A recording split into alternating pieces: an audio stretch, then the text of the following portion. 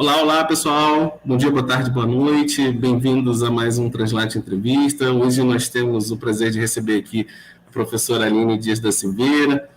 Ela fez o doutorado dela na Universidade Humboldt, em Berlim, na Alemanha, e atualmente é professora da Universidade Federal de Santa Catarina e coordenadora do Laboratório Meridiano. Então, professora, queria te agradecer muito por aceitar o nosso convite, participar desse projeto. É um prazer muito grande ter a sua companhia aqui, mais uma vez. Né? Você já participou de outras atividades do Translate e é sempre uma alegria muito grande te receber aqui na nossa casa. Vou passar a palavra agora para o Eduardo para ele encaminhar a primeira pergunta. Mas assim, eu gostaria de agradecer também. Gostaria de agradecer, né, o convite do Tiago e do Eduardo, mas não só, né, do Translate Studio. Estou muito feliz de estar mais uma vez aqui. Eu acho que talvez seja o terceiro ou quarto evento, né? Teve aquele presencial lá na UF, né, que foi junto com o Fábio Morales também. Então foi muito bom encontrar vocês presencial. Espero que a gente possa fazer isso mais vezes.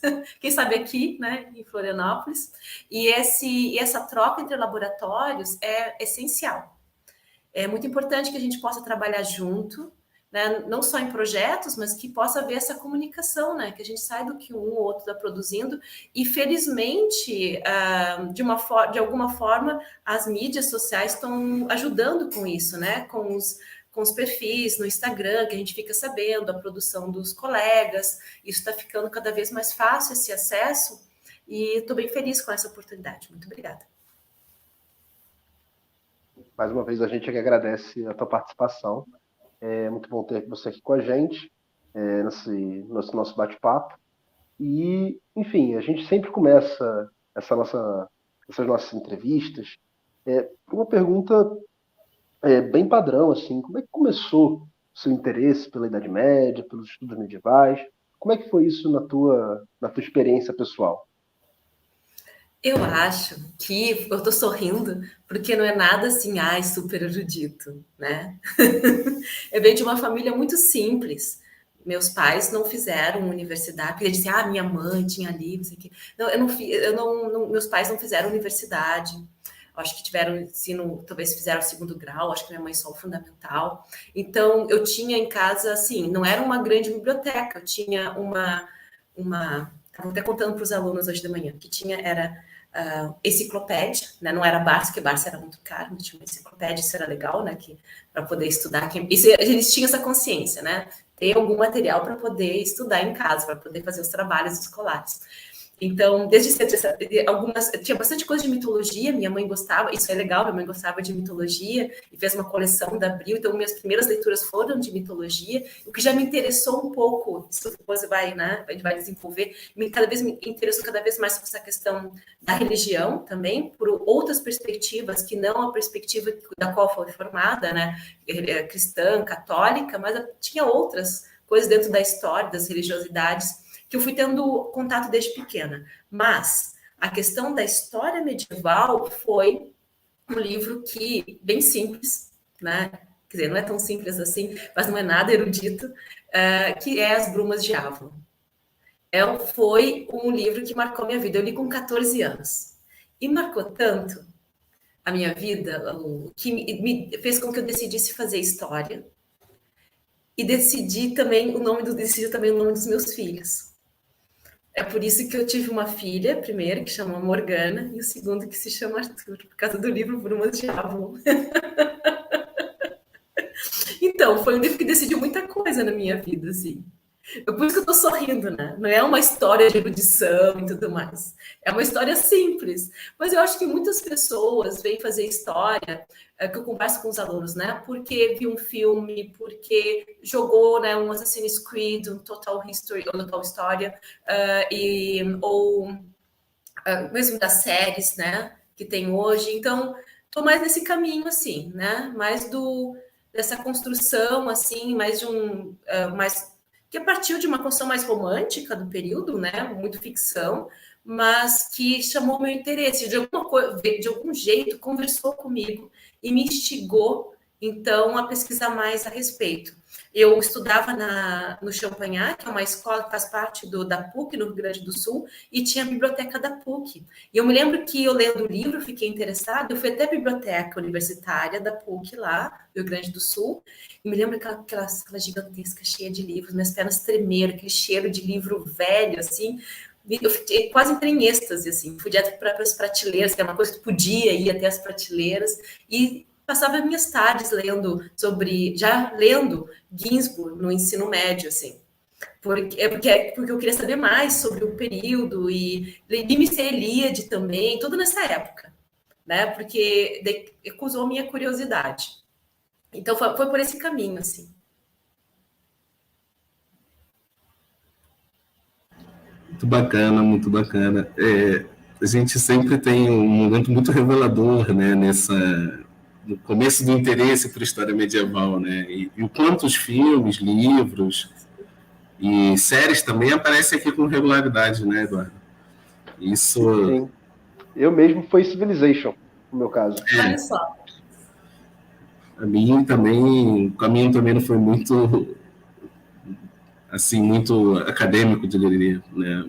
Os filmes sobre Roma me chamavam muita atenção e acabei parando em Idade Média. Mas, Aline, é interessante, né? Porque você começou com esse interesse a partir desse livro, né, do Javelin, e aí deu nome para os seus filhos, né?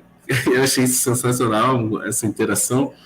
E como isso impactou também na sua trajetória de investigação, né? Porque você disse que já no ensino médio visitava a biblioteca da universidade, e imagino que o contato, por exemplo, com o Ginsburg deve ter sido bem significativo também, porque são livros muito bem escritos e que nos envolvem na leitura. E aí, se você puder falar um pouquinho da sua trajetória de investigação e depois os interesses que você foi desenvolvendo a partir disso, a gente vai ficar muito feliz de ouvir. Sim, então eu tive a felicidade de entrar na Universidade Federal do Rio Grande do Sul em 94, no mesmo ano que o José Rivair Macedo entrou. Ele como professor, começando a carreira de professor numa universidade federal, e eu lá como recém-concursada do vestibular. Então, foram as primeiras turmas do Rivair. E eu já entrei com um gosto assim de saber sobre o campesinato e sobre a religiosidade campesina, que não fosse o cânone da religião na Idade Média, o que não é tão fácil assim, né, de acessar. E essas permanências pagãs por causa do livro das Mãos de Ava. Mas o Rivair, que ele trata vem dentro dessa linha da história cultural, né, da década de 90, então ele trouxe toda essa questão da escola, dos análises, né, essa questão da história cultural no medievo, e ele satisfez as minhas curiosidades. E trazendo cada vez mais bibliografias, eu fiz tudo que ele oferecia de disciplinas, eu ia cursando, e assim, aos poucos, eu não iniciei pesquisa no medievo, porque não tinha bolsa a priori. Então, eu comecei na educação. Eu comecei a questão da pesquisa, de bolsa de iniciação científica na educação, estudando sobre universidades, mas eu sou uma pessoa que eu gosto da pesquisa em si. Então, não importa, na verdade, tanto assim, eu era feliz, né, também numa área que eu não tinha um interesse primeiro, mas gostei bastante, me diverti bastante com a pesquisa na educação, até que o Rivair conseguiu uma bolsa de iniciação, e eu comecei, então, a fazer um projeto com ele. O Rivair, naquela época, ele não tinha orientação científica para trabalhar no projeto dele. Ele preferia trabalhar sozinho nas pesquisas dele, e essa bolsa era para incentivar o projeto dos próprios alunos. E naquela época, eu estava trabalhando antes de forma voluntária. A gente começa a lembrar disso, me lembro como eu sou velha. A gente estava trabalhando junto, o Rivair reuniu um grupo de alunos que era um projeto de rede, que também estava sendo desenvolvido em outras universidades, de um levantamento bibliográfico de fontes impressas do medievo, fontes primárias. Então, assim, literatura, também documentos, as próprias, o que tinha impresso assim dentro da obra do Afonso X, que lá tanto no, e não era só na URGS, né? Em todas as bibliotecas. Então a gente ia em bibliotecas de seminários, bibliotecas de universidades privadas ou universidades públicas e fazia esse levantamento. Então eu tive também contato com esse levantamento de fontes medievais. Década de 90, a gente ainda escutava que era difícil fazer história medieval no Brasil, que tinha que sair do Brasil, porque não tinha essa ideia que tudo, hoje, né, tudo está digitalizado praticamente, documento europeu, principalmente medievo, muito mais que os contemporâneos, né, fizeram todo esse trabalho, e naquela época não. Então, o que o Rivair queria, e também não só o Rivair, né, mas todos os professores envolvidos, formar esse repertório, né, de fontes medievais que a gente soubesse no Brasil onde elas estavam para poder ter essa troca, esse acesso. No meio dessa pesquisa, eu encontrei era mais literário do Herculano, Alexandre Herculano, que é um português que no meio de lendas portuguesas, alguma coisa assim, tinha Dama Pé de Cabra. E aí tinha uma nota de rodapé que era do livro de linhagens do Conde Dom Pedro.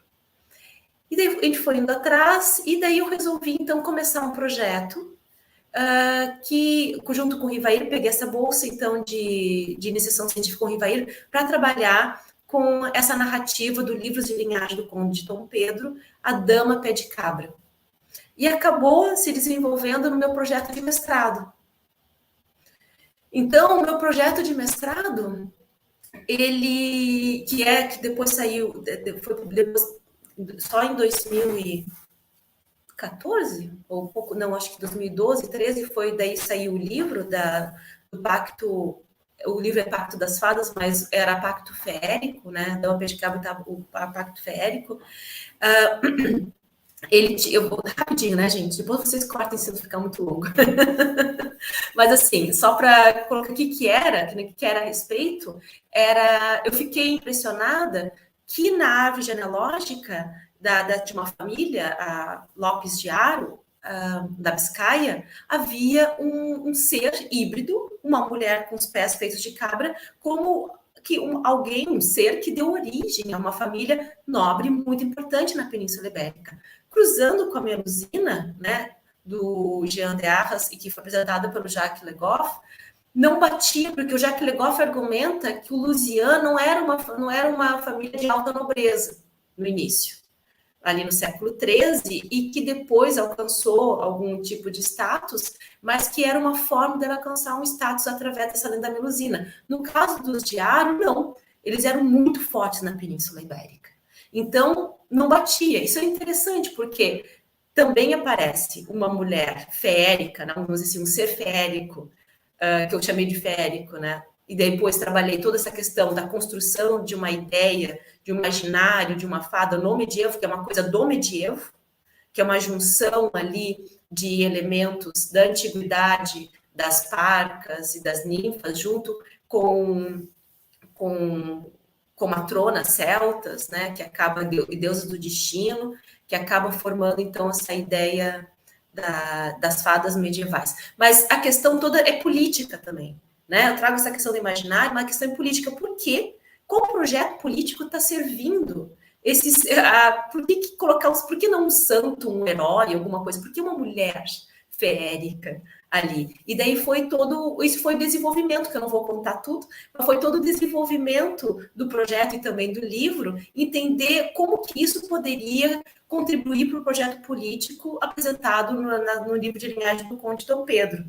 Então, eu tentei aliar a questão política, a questão dessa construção mítica, né, e ver como se a fluidez entre essas duas perspectivas, né, que não estavam separadas, a gente separa para poder estudar, mas como que isso estava, como dizer assim, interligado, conectado, e eu acho que até, vou deixar a parte, apesar de fazer tanto tempo, até acho que ficou um trabalho razoável, assim, né, foi divertido fazer também.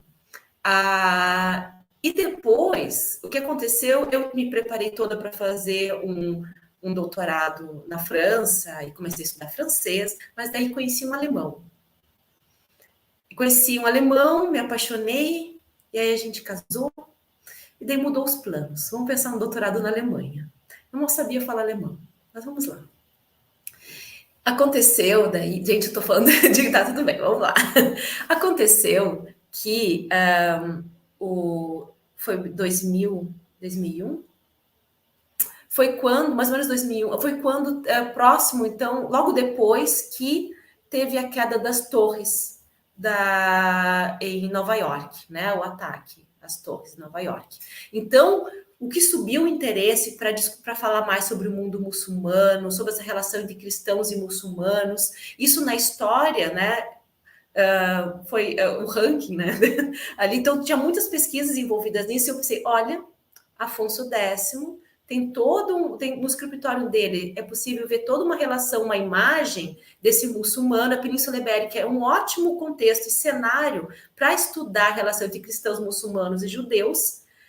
Então, eu fiz um projeto para mandar para Humboldt Universität, porque lá, procurando, né, nas universidades alemãs, tinha um instituto de história comparada da Europa. Esse era o título do instituto, mas que a proposta deles era trabalhar a questão da cultura mediterrânea e a relação entre cristãos, muçulmanos e judeus. Então, assim, né? Fechou todas. E daí a minha vantagem é que, apesar das pretensões deles, não tinha ninguém lá que falasse espanhol, qualquer língua latina. Então, não tinha ninguém que trabalhava com Península Ibérica e com os textos e a bibliografia ibérica. Então, os poucos assim que tentavam ensaiar alguma coisa a respeito, trabalhavam com bibliografia ou em inglês, ou em alemão, talvez em francês, para trabalhar um tema que era ibérico. Então, foi uma grande vantagem, né, que eu apresentei um projeto com uma pessoa que poderia trabalhar com várias bibliografias, com vários referenciais bibliográficos, e que poderia fazer uma tradução da fonte também para o alemão. Eu prometi isso, eu não tinha a mínima ideia de como cumprir tudo isso. Me lembro do meu professor falando assim, ó, mas a senhora, Frau Silveira, é muito corajosa, né, de enfrentar tudo isso. Fazer doutorado, assim, não, é ignorância mesmo, que eu não tinha a mínima ideia do que eu ia enfrentar aqui. Porque eu tive, assim, meu alemão eu tive que aprender na hora, que a minha preparação mesmo era para fazer doutorado na França, não na Alemanha. Tive, assim, que aprender aqui. Fiz 1 ano de alemão, assim, cheguei lá com alemão meia boca, fiz mais o DAD, que era uma bolsa do CNPq DAD, então eu tinha mais 6 meses de intensivo de alemão. Olha, mas foi assim, foi no tranco, assim, aprendendo alemão, participando das coisas, foi bem sofrido mesmo. Mas eu tinha essa vantagem para oferecer, né? E depois, assim, pegar o castelhano do século XIII e tentar transcrever aquilo, né, na minha mente, para uma língua, para o que eu conheço, e transcrever isso para o alemão, no final eu já estava passando direto para o alemão. Mas, assim, foi um processo mental bem complicado, bem complicado. Mas, assim, foi uma grande experiência, eu aprendi muito. Então, foi uma experiência... doeu bastante também, né? Doeu bastante. Eu acho que eu estou muito tempo nessa pergunta, mas eu acho que vale a pena finalizar, assim, falar até o fim, porque eu acho que é importante o pessoal que está escutando a gente, né? E também... Aline, fica à vontade. A gente não vai controlar o seu tempo. Eu acho que é bem importante o pessoal que está pensando em fazer o doutorado no exterior, contar sobre essa experiência, tentar resumir ela, emocionalmente também como é que foi, né? Por quê? Eu cheguei lá porque onde chegou esse tema, porque o meu doutorado não é só a relação entre cristãos e muçulmanos, mas tem a questão da tolerância. Essa é a minha tese, né? A minha tese é como que acontecia essa questão, como que era o entendimento de tolerância, né? E como que ela se dava na prática, não só na política do Afonso X, mas tentei também alguma coisa ali do que estava, alguma documentação para tentar entender o que estava acontecendo fora da corte também. Mas eu não pensei nisso no projeto. Eu saí daqui de boas, consegui a bolsa, peguei um tema quente para conseguir essa bolsa, tentei me vender ali como aquela que saberia ler diversas línguas e fui. Chegando lá, tendo essa sensação, essa experiência, não só sensação, né? Prática, experiência de estrangeira. E assim, eu com essa pele morena, assim, eu era turca, né? Até os turcos sentavam do meu lado no banho, lá no metrô, e perguntavam, sprechen Sie Türkisch? Né? Até eles me confundiam com as turcas. E os alemães, muitas vezes, quando não sabiam, me tratavam. Eu percebi sim, como é que era, então, uma muçulmana, uma turca, como é que eram tratados lá. E só nesse momento, eu comecei a pensar no conceito de tolerância. Será que ele é tão positivo assim? Porque eu escutava os alemães falar assim, eu tolero, mas não vem falar comigo. Eu tolero, mas não preciso dar bom dia. Né? Pode morar aqui no edifício, mas não preciso conversar. Então, assim, fiquei pensando, a gente dá um valor para a tolerância, mas a gente reflete sobre o que significa mesmo tolerância. Pois se for pensar, tu pode falar assim, o Brasil tolera os estrangeiros, mas não tem sentido falar o Brasil tolera os brasileiros, porque os brasileiros fazem parte do Brasil. Tu só tolera algo que não faz parte do teu grupo, que não pertence ao teu grupo, ao teu universo. Então, a tolerância é necessária quando há algum tipo de exclusão. Será que é isso que a gente quer? Então, me fez refletir sobre esse conceito, porque tinha toda uma bibliografia reclamando, disputando se o Afonso era um rei tolerante ou se ele era um rei intolerante. E claro que eles tinham argumentos contra e a favor, e ficavam naquela disputa. Só que eles estavam usando um conceito de tolerância positivado de um senso comum, e não tentavam problematizar o próprio conceito, e tentar entender o que esse conceito poderia significar no momento, lá no século XIII, na Península Ibérica.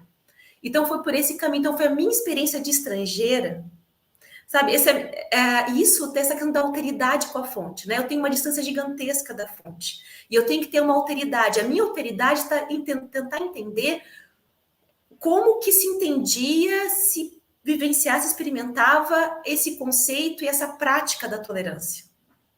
Né? Essa está a minha alteridade. Mas eu me aproximo da fonte quando eu percebo o quanto isso é importante pensar e refletir na nossa experiência atual e na minha própria experiência como estrangeira. Então, esse movimento de alteridade, de proximidade da fonte, é algo que eu acho que pode ser usado também, apesar de eu ter essa base emocional, e a palavra apesar não deveria estar aí nessa frase, né? Mas assim... é uma forma metodológica de lidar com a fonte. É uma forma metodológica, porque eu tenho essa empatia com a fonte, dando um significado a ela, mas eu quero entender ela por ela mesma também. Então, e foi isso que me levou, então, a minha experiência de estrangeira, que não foi uma experiência muito feliz, foi que me levou ao principal conceito da minha tese, que é o conceito de tolerância. Então, eu quero dizer assim, a minha própria trajetória de vida, as minhas emoções e como que eu lidei, como que eu tive que lidar com essa experiência, estão diretamente relacionados com a metodologia e também com a construção desse conceito com a própria tese. E também fiquei feliz, assim, né, com a tese lá. E foi por esse caminho, então. Então, acho que então uma trajetória de pesquisa fica assim, história cultural, até aí, né? História cultural, do imaginário e político. Então, o político e o imaginário sempre foi muito do meu interesse, né? As duas coisas, questão de poder. Aí continua nessa questão do imaginário, mas também lá no imaginário já tinha uma relação de religiosidade, né? Essa relação de elementos pagãos dentro do cristianismo. Quando eu chego para falar doutorado, daí eu chego nas religiões monoteístas, também toco nessa questão do judaísmo, mas principalmente essa relação entre cristãos e muçulmanos são os mouros, né, no escritório afonsino, que é o tema, né, e essa questão das práticas, né, de tolerâncias. E quando eu retorno para o Brasil, isso eu estava conversando, inclusive, orientando hoje. Eu não conseguia mais ver um período medieval como se fosse uma história da Europa. Porque trabalhando tanto tempo com a Península Ibérica e tendo que estudar os reinos também muçulmanos na Península Ibérica, sua relação com o Mediterrâneo, e como que o Afonso estava tão imerso nesse universo, com as traduções, muitas traduções, né, e como que ele repetia, que ele falava dos sábios mouros, como que ele trazia todo aquele conhecimento mediterrâneo, asiático, africano ali, né, no trabalho dele, eu não conseguia mais, era orgânico, sabe? Não era assim, ó, agora vamos fazer uma história diferente. Não, era uma coisa orgânica. Era para mim impossível pensar uma história desse período sendo uma história da Europa, impossível. E desde lá, desde que eu cheguei, eu tentei fazer a minha pesquisa e também escrever nesse sentido de mostrar essa relação desse mundo mediterrâneo. Tanto é que quando eu fui, por questões familiares também, apesar de eu ser de Porto Alegre, eu acabei vindo da Alemanha para Curitiba. Porque meu marido conseguiu um emprego lá e eu estava desempregada, né? A doutora na Alemanha, desempregada por 2 anos. E comecei, então, uma bolsa de pós-doc com a Fátima Fernandes. E fechou todas. Por quê? O pessoal do NEMED trabalhando com o Mediterrâneo. Então, assim, daí toda essa minha experiência de doutorado, de trabalhar com o Mediterrâneo, com esse Mediterrâneo numa integração dos 3 continentes, fechou muito com a proposta do NEMED, né? Que continuei trabalhando com o Afonso, ali com a Fátima, e nesse meio tempo, então, passei no concurso aqui na UFSC e segui trabalhando com o Afonso, e trabalhando principalmente essa relação entre cristãos e muçulmanos. Então, assim, questão política e religiosa, né? Até que chegou em 2016, 17, antes. 2014, eu fui num congresso na Alemanha e o meu orientador na época, ele estava trabalhando com história global da Idade Média. E daí eu já estava assim, esse europeu arrogante. Esse europeu arrogante, o que ele está chamando de global? Ele está achando que a Europa é o global? Né? Ele está achando que a Europa é o global? Já fiquei assim, Mas não, ele começou a explicar o que significa nessa perspectiva. E comecei a achar interessante. E começou a fazer sentido. Mas demorou para ele me convencer. Demorou para ele me convencer. Primeiro eu achando coisa de europeu arrogante. Vocês estão pensando na América Latina também? Mas daí, quando eu retornei, né, aqui no nosso pós, se estava procurando uma área de concentração. Né? Porque antes era a história cultural, a gente estava pensando em trocar. E veio essa ideia de um colega que trabalha com a América Latina de trabalhar a história global. Só que o pessoal estava preocupado comigo. Se alguém que trabalha com a Idade Média poderia trabalhar com a história global. Mas eu tinha vindo da Europa exatamente o pessoal trabalhando isso. Então, eu disse, não, gente, é isso que eu faço. Né? É isso que eu faço. Ainda não dei um nome para isso, mas é isso que eu faço. Então, a gente começou a desenvolver cada vez mais isso, e daí tentei trazer, então, para o meu trabalho, desde então, ao desenvolvimento desse conceito, não só história global, que vai ser uma coisa muito geral, como vocês sabem, mas, assim, essa questão da conexão, essa questão de pensar esses 3 continentes nesse período de forma conectada desde a antiguidade, porque é o que é a realidade, nós temos rotas de comércio terrestres, marítimas, fluviais, que está conectando tudo isso, e eu não consigo mais, se trabalhar no centro da Europa com alguma problemática, eu acho que fica um pouco, muitas lacunas, se tu não fizer uma conexão com essas rotas, com essa política, né? Olha, vai trabalhar o papado, como é que não vai trabalhar com Bizâncio? Como é que não vai trabalhar com toda essa relação da cristandade também no mundo muçulmano, sabe? Mesmo que tu não vai se aprofundar, pelo menos uma noção, uma consciência para trazer na análise, eu acho que é importante. Então, eu acho que essa relação, principalmente para mim, ficou mais evidente a partir do meu doutorado, né? Início de 2000 ali, que foi meu doutorado, e ficou mais evidente essa relação Mediterrâneo, os 3 continentes, e culminou agora no pós-graduação aqui da UFSC, que é a História Global, e que a gente tem, então, intensificado essa reflexão sobre História Global. No meio desse caminho, eu estou seguindo dois conceitos principais. Eu trouxe da minha experiência na Alemanha, que é entrelaçamentos transculturais, que é uma coisa que o meu orientador lá, o Michel Bourgault, já estava trabalhando. E um outro, porque esse entrelaçamentos transculturais, pode parecer uma coisa também um pouco... isso aí é um emaranhado de um monte de coisa, como é que a gente vai trabalhar isso, né? Entrelaçamentos e transculturais é tão grande. E daí eu comecei a pensar num conceito como o vórtex histórico, né? Como que tu pode pensar na fonte como um ponto onde diversas linhas estão cruzando. E se tu consegue ter consciência disso e retirando os fios, claro que tu não vai dar conta de pegar todos os fios, mas tendo essa consciência, tu consegue perceber a conexão. Por exemplo, a fonte que eu trabalho ali, traduções agora, nesse momento eu estou com as traduções dos livros de astrologia, de astromagia, do Afonso X. Mas ele faz referências ali a essas próprias fontes que eram árabes, faz referência ao Egito, faz referência à Índia, faz referência à Mesopotâmia, porque são textos que eles estão circulando ali. Então, como não fazer uma história conectada, né? E daí eu olho ali para essa fonte e vejo ela como se fosse um ponto, né, de conexão, um vórtex histórico, não temporal, mas histórico mesmo, histórico pensando na experiência ali, tempo, espaço, né, e numa confluência temporal e espacial que a fonte me revela. Então, eu vou com esse olhar para a fonte, né? Ela está me revelando, não só... Eu prefiro a ideia de conexões de fios, que por onde tem muito movimento, né? Muito movimento, do que de camadas, porque para mim a metáfora das camadas me parece um pouco estático, né? Mesmo que o Koselleck fala, mas tu mete a mão aquela coisa arqueológica, que elas se misturam, mas parece que a gente que vai dar essa mistura nessas camadas, eu prefiro imaginar uma teia, né? Uma tessitura, de diversos fios, que a fonte daí tu cruza, retira aquela fonte, daí tu consegue ver os fios que estão cruzando ali e ter uma ideia da tessitura ali a partir da fonte, né? Manifestando a experiência temporal de quem está produzindo.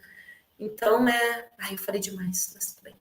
É isso daí. Então, minha trajetória de pesquisa está por aí, né? Está por aí. Aqui, então, também coordenando o Meridiano, né? Orientando e indo por aí. Bom, aproveitar que você, então, mencionou o Meridiano já, fala um pouquinho para a gente como é que você avalia o papel do grupo de pesquisa na medievalística nacional, como é que você avalia o trabalho que o grupo tem desempenhado, sobretudo também, né, não só, mas também nas redes sociais. Então, o Meridiano, ele já tem algum tempo, ele já tem 12 anos. Quando eu vim para cá, eu já comecei no primeiro ano, e não sozinha. No mesmo ano que eu entrei, entrou a professora da filosofia, Mariana, e também para a filosofia medieval. E nós pensamos, então, no núcleo interdisciplinar de estudos medievais.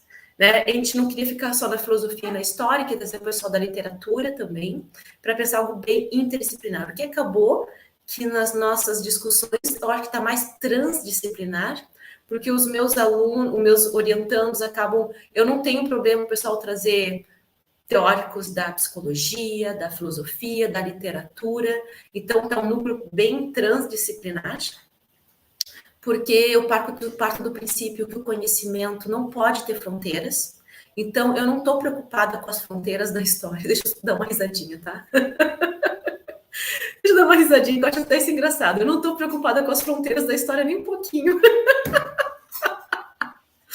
Porque eu acho que eu estou interessada no conhecimento. No conhecimento, eu quero responder as minhas perguntas. E se é a filosofia que está me respondendo, eu vou atrás dela. E se é a literatura que está respondendo, eu vou atrás dela. E a psicologia, eu vou atrás dela também. Se é ciência das religiões, eu vou. Por que eu teria que me preocupar com limites para o conhecimento? Né? Eu estou aqui pelo conhecimento. Eventualmente, sou uma historiadora. Fui formada dentro disso. Mas se eu tenho perguntas para minha fonte, é claro que eu vou olhar com o olhar de uma historiadora. É claro que eu vou ter uma matriz histórica. Mas eu não vou ter problemas em procurar respostas em qualquer outro lugar de qualquer ciência ou qualquer fruto de conhecimento, assim, vou atrás. Então, está bem transdisciplinar. E é isso, a ideia do meridiano, né? O meridiano pensando em linhas que se cruzam, de novo, essa ideia de entrelaçamento, de linhas e de várias coisas que estão se comunicando, que estão se fusionando numa tessitura. Então, o que eu estou vendo que o trabalho dos orientandos, porque eles têm essa liberdade, são trabalhos criativos. São trabalhos que eu digo para eles assim, olha, o que está no teu coração? Porque tu vai trabalhar muito tempo com isso. Então, tem que ser algo que te toca o coração, senão tu não vai conseguir levar em frente. Tem que ter um sentido.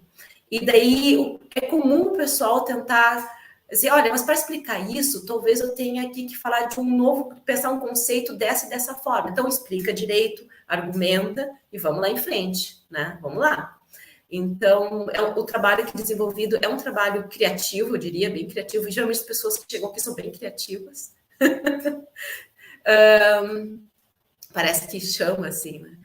Então, e sempre estivemos preocupados, assim, eu acho que não tinha uma ambição, sabe? Uma ambição, assim, de marcar espaço e tudo mais. Acho que nunca teve essa ambição. Mas houve um chamado no sentido dessa questão exatamente porque o conhecimento não tem limites, de não ficar dentro das paredes da universidade, nossa produção. E também com toda a discussão de história pública também que a gente está tendo aqui no nosso departamento, é muito forte na graduação essa discussão. Cada vez mais veio esse chamado desse diálogo, e eu não gosto da palavra difusão de conhecimento, porque parece que tem um centro que vai difundindo conhecimento, não gosto da palavra, prefiro falar de diálogo, né, de diálogo, então, de fazer esse diálogo, de escutar e de conversar, porque não tem essa separação, né, a gente pode estar falando a partir daqui, mas também nós fazemos parte da comunidade fora daqui, né, então a gente também gosta de assistir filmes e séries, né, jogar, então tem opiniões, né, músicas, né, reconstrução histórica, a gente gosta muito de fazer festa também, aparece nas nossas fotos lá no Instagram, a gente adora fazer festa. Gosta muito de fazer festa. Gosta de dançar. Aqui a gente dança pesquisa. Tô brincando. Não, pergunta para as meninas. Porque assim, as meninas têm... Porque a Raíssa, por exemplo, é dançarina de dança do ventre. Mas assim, a gente se diverte bastante. Aline, queria destacar e ressaltar aqui publicamente que sempre tivemos admiração pelas festas do Meridiano, mas somos incapazes de copiá-las, né, Eduardo? Incapazes. Mas aqui a gente tem... Bom, vocês estão vendo também tem praia, né? Mas aqui é mais agreste. Então, assim, a gente consegue colocar uma fogueira na beira da praia, né? E colocar uma caixinha de som ali e beber e dançar ao redor da fogueira, assim, e se divertir. Mas, assim, bom, voltando assim, o Meridiano. Aí que vem essa questão da história pública. E daí é o que o grande desafio é a linguagem. Porque, assim, sem querer, não é crítica, tá? São modalidades, assim. Eu acho que uma coisa é tu só transpor a mesma linguagem acadêmica num vídeo, né? Aí vamos falar, como a gente faz muito, os eventos, né? Palestra online, isso é uma coisa. A fazer uma palestra online, um evento online é uma coisa. O público é o público acadêmico. A gente não pode se iludir que a minha tia, que a minha prima vai se interessar de ver esses nossos eventos, né? Palestra de 1 hora e meia, falando coisas que não tem a mínima ideia do que é, tipo assim, pelo próprio vocabulário. Então, assim, eu não acho que um evento, isso é só minha opinião, posso estar muito errado e todo mundo pode discordar. Eu não acho que um evento online é história pública. Porque não está dialogando com o público fora da academia. Continua com o mesmo público. História pública é ter um olhar para o que as pessoas estão falando, discutindo, fora temas quentes, né, que estão acontecendo aí. Pode, assim, ó, ou coisas de cultura pop, como a gente gosta de falar, Naruto, mitologia em Naruto, né? Discutir o jogo do God of War. Pode parecer assim, isso não é história, isso é perfumaria, mas está falando de história pública, né? É um diálogo, é aprender. E eu gosto muito de live, porque daí a pessoa pode interagir, pode escrever, pode fazer comentários, pode criticar também. Já aconteceu de os bolsonaristas aparecerem, a gente tem que dar um jeito ali de como lidar com isso, né? Então, assim, é isso aí, isso faz parte. E não fica apavorado, não, a gente está aí mesmo para isso, né? Para conversar, para dialogar e para, né? E eu sempre tenho muito claro que quando a gente faz com essa proposta, as lives com essa proposta, nós somos toda pessoa que aparece para comentar com a gente, para dialogar no chat, são nossos convidados. Então a gente tem que tratar com toda a cortesia, mesmo que há discordância, mesmo que até mesmo venha talvez com agressividade, a gente sempre tenta tratar como convidado, com cortesia, né? Porque nós somos as pessoas que estamos ali recebendo. Então é isso, eu penso que quando a gente faz essas lives mais voltadas para o público não acadêmico, além de cuidar de uma linguagem, de falar uma linguagem mais acessível. Ontem eu estava numa live com uma orientanda minha da graduação, que ela defendeu o TCC agora, né, já é uma graduada, e ela falou em teofagia. Daí eu tive que puxar por ela. Olha, mas então, explica aí pro pessoal o que é teofagia. Porque a gente acaba falando os termos, vai falar sobre Dante. Em Florença. Fala, Florença fica na Itália, né? Não é tão óbvio, para nós é óbvio, mas nem para todo mundo é óbvio que Florença fica na Itália. Eu sei que parece assim, mas tem que cuidar desses detalhes, né? Do vocabulário, de falar onde é que fica, como que é, de uma forma não que infantilize, mas que possa atender todos os públicos, sabe? Não é... Ter isso em consideração. Ter isso em consideração. E está aberto também, e está muito, muito aberto, ter como objetivo o diálogo. E para isso não tem que se irritar. Para isso tem que estar aberto mesmo. Né? Não adianta se irritar, querer... o pessoal pergunta para mim que está assim, e aí bloqueio? Não bloqueia. Fecha. Né? Vamos se divertir. Então, essa é a proposta do Meridiano, enquanto uma proposta de história pública, mas eu acho que a gente está muito aquém ainda do que a gente gostaria. Acho que a gente tem que investir mais, mas com a pesquisa, com a docência, né? Fica difícil também investir mais nisso, porque tudo é voluntário. Tudo ali, ninguém ganha nada mais por isso. É tudo voluntário e a gente vai fazendo o que pode, assim, né? Pela diversão também. A gente se diverte bastante com tudo isso. E por acreditar que isso dá sentido e vale muito a pena. E que, se eu escrevo um artigo, talvez 30 pessoas vão ler, sendo muito positiva. Mas talvez um vídeo, né? Aquele meu de história global, ensino global, tem, sei lá, 2.000 visualizações. Imagina se um artigo meu vai ter isso, né? Não tenho essas pretensões, não. Então, isso também é bem gratificante. Eu acho que o Meridiano, eu acho que não agrada a todos, com certeza, porque acaba tendo, sinceramente, muito das minhas características. Eu acabo impregnando o Meridiano com as minhas características, assim, porque como coordenadora eu também dou espaço para as pessoas serem muito espontâneas e verdadeiras, e também meio que não levar tão a sério vamos dizer assim, os protocolos da academia, e ser muito crítico com isso também. Então acaba sendo algo um tanto despojado talvez para algumas pessoas. E talvez encarado como algo que não é tão sério, mas na verdade é extremamente sério. Exatamente porque os nossos temas são temas, nossos temas são temas assim que a gente acaba indo por caminhos, né, que tem que caminho dessas religiosidades, mas também de questão de cosmovisão, é algo que tem que ter um fundamento teórico muito forte, muito forte. Então, por isso que a gente tem que ir muito fundo também na filosofia e na filosofia da história. Então, a discussão vai para fenomenologia, Heidegger. Então, a discussão historiográfica, principalmente por uma linha, acaba indo para uma linha alemã, né, talvez pela minha formação, é muito forte para poder embasar aquilo que a gente está falando. Então, a questão teórica tem que ser muito forte.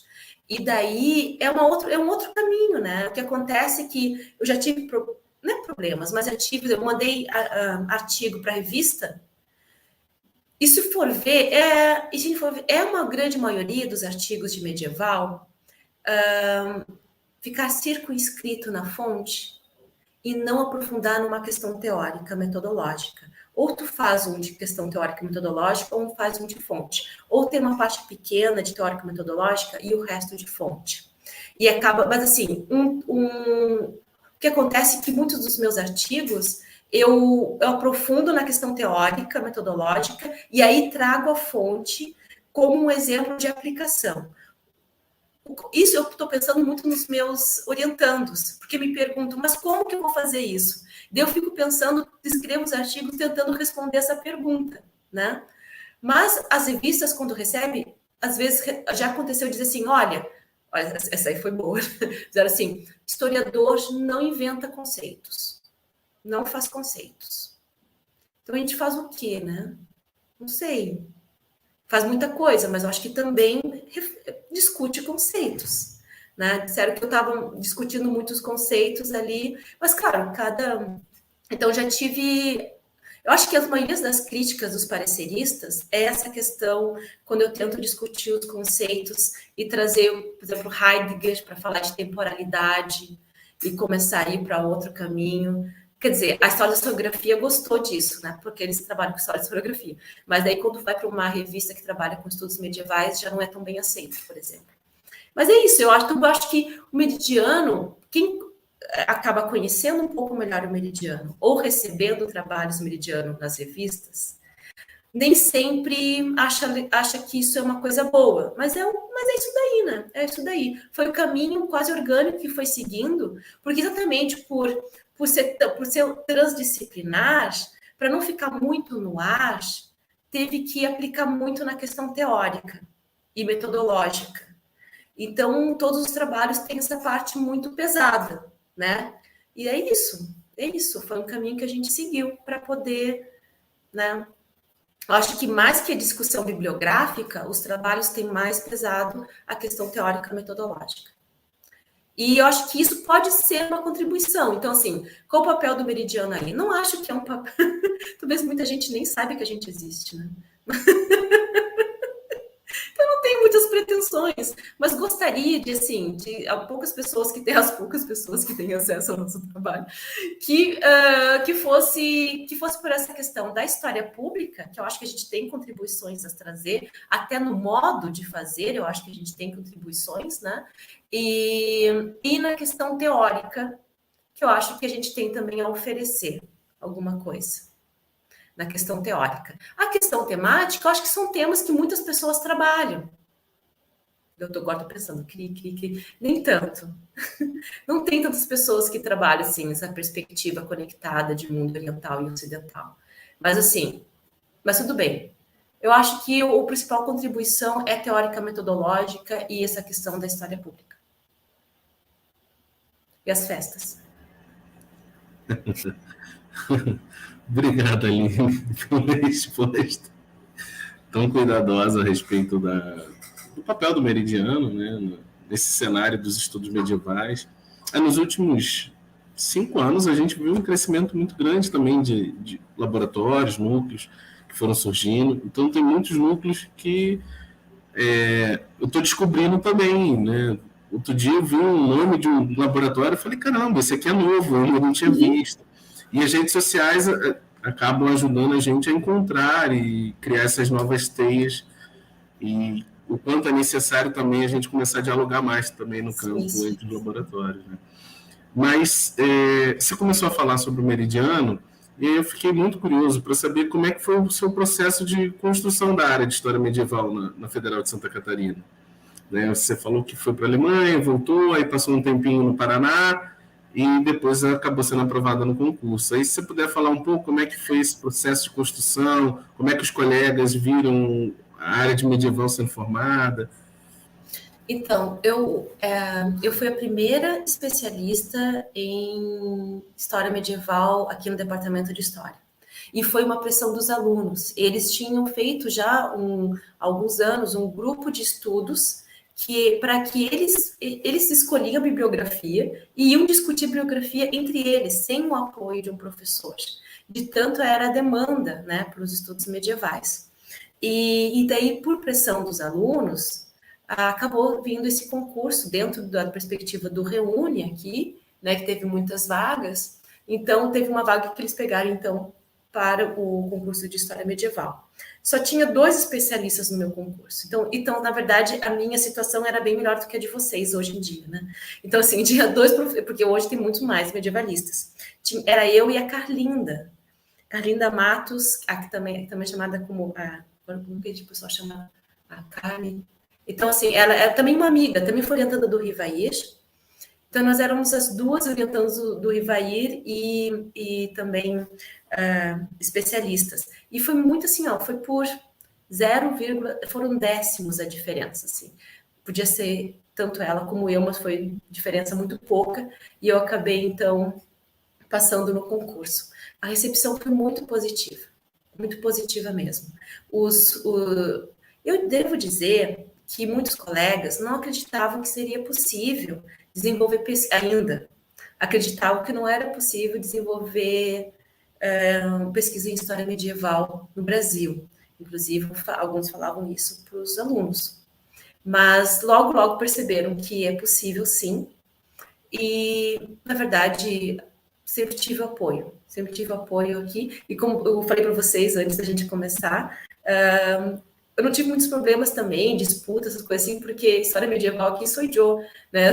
Continuo sendo a única medievalista do departamento de história. E daí acabei sendo a referência na universidade. Na verdade, na cidade daqui de Florianópolis, a UDESC também até hoje não tem especialista em história medieval. E no estado eu fui a primeira também. Isso já em 2010.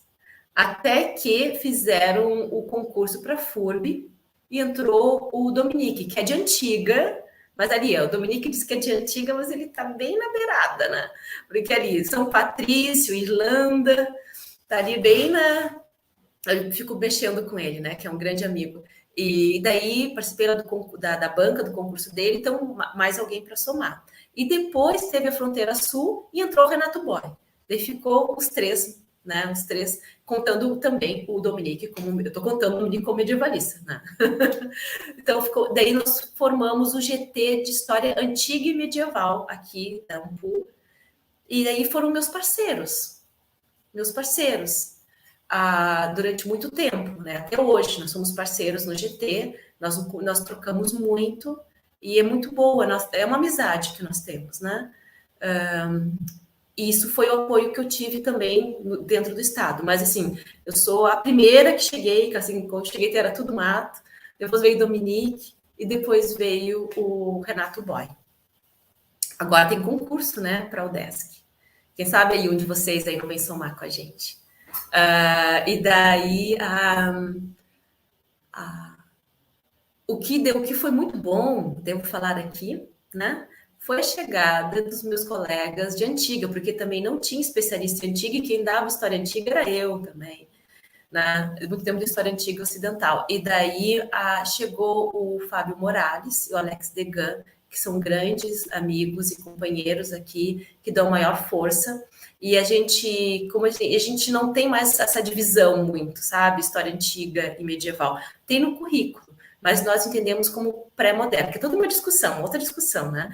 A gente, na falta de um nome melhor, está chamando de pré-moderno. Então, a nossa conexão não é só espacial, ela também é meio temporal, porque numa discussão de definição, o que é moderno, né? Para existir um pré-moderno. E se dá para a gente definir isso, né? Então, é uma discussão também teórica, metodológica, muito boa, que a gente vem aplicando, inclusive, no ensino. É legal porque os alunos chegam na segunda fase, depois de ter aula com eles, e eles já estão falando de história global, de história conectada, que já viram que está tudo interconectado lá na antiguidade, e daí é só uma continuidade, assim, no medievo, né? Então, é uma experiência muito boa trabalhar aqui. Eu estou fazendo propaganda, que quem vem para o UDESC vai se juntar a nós, e daí, né? Vamos trabalhar tudo junto.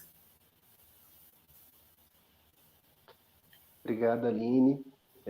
Já tem aqui minha torcida avassaladora para o Thiago na UDESC. Então, enfim. Aline, obrigado por compartilhar com a gente a formação do campo na universidade. E mais que na universidade, né? No estado. Você fez uma coisa até mais abrangente, né?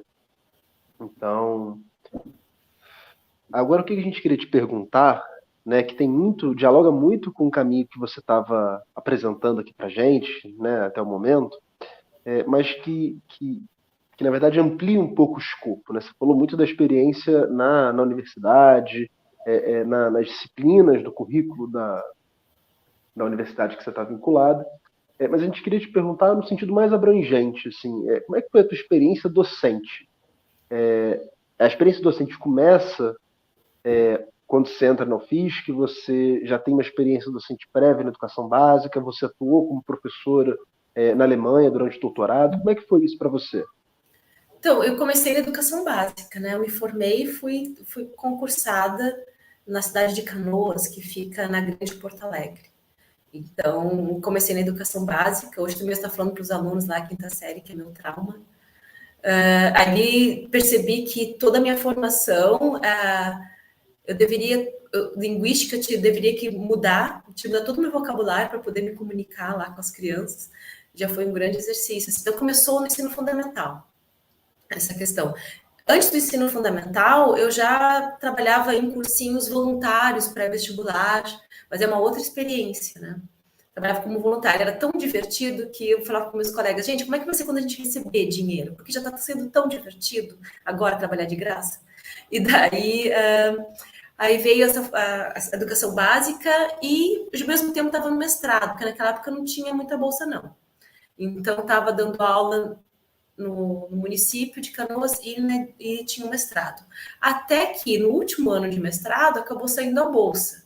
Então, eu acabei deixando para terminar o mestrado. Quando terminei o mestrado, eu já engatei no doutorado na Alemanha. Lá, eu não tive docência. Lá foi só pesquisa. Quando eu retornei, né, aí já vim para a UFSC em 2010. Aí começou. Mas daí é aquela velha história, a gente acaba repetindo aquilo que a gente teve, né? E acha que eles têm que saber de tudo. Então, assim, era uma coisa de louco, era muito texto. Cada tema, eu achava que eles tinham que saber de tudo. Então, cada aula tinha 4 textos. É claro que ninguém lia. Né? Ninguém lia tudo isso. Ninguém lia. E eu bem iludida, né? Bem iludida. E daí foi indo, fui me adaptando, fui pensando, repensando, né? E hoje mudou muito a minha perspectiva e da minha metodologia, mudou muito, muito, muito, muito. E daí, completamente atrelado à minha, vamos dizer assim, eu não gosto de ter etiquetas, assim, né? Mas eu tenho sim uma linha, vamos dizer, uma matriz, né, teórica na minha pesquisa, que é praticamente a mesma matriz teórica que eu uso também no ensino, que é essa ideia do global. Né? E não é por modismo, não, é porque é assim que eu vejo o mundo. Eu acho que eu gosto tanto dos medievais porque eu tenho o sentimento que eu tenho uma percepção muito neoplatônica do mundo, sabe? Essa integração das partes no todo. E daí eu vejo, eu tendo, hoje em dia, eu consigo identificar que a minha prática docente, ela traz essa matriz, né?